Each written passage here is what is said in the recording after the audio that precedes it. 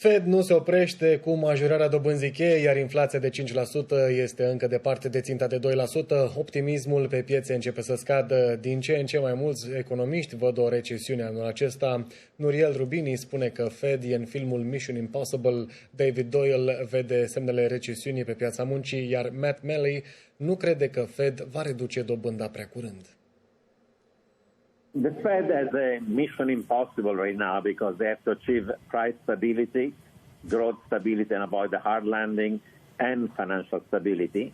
But unfortunately, inflation is still too high, and they have to keep on hiking. And that's going to imply the risk of more bank distress, of a hard landing of the economy, and an economic and a financial crash are going to feed on each other.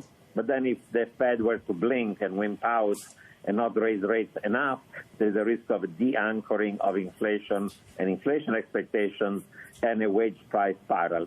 So my baseline is still that eventually we're going to get a recession.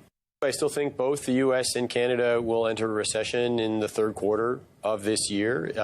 The one sort of component of both economies that's been holding up has been the labor market. Unfortunately, in Canada, we don't get all that timely labor market data, but in the U.S., you get a lot of it, and those data are evolving in a way that's consistent with a recession starting in the next few months. And by that, I mean initial jobless claims, continuing jobless claims, even some of the details of the monthly employment data are suggestive of a recession occurring in the next few months. Until they actually start cutting rates, we're not going to be able to really get some relief on the marketplace.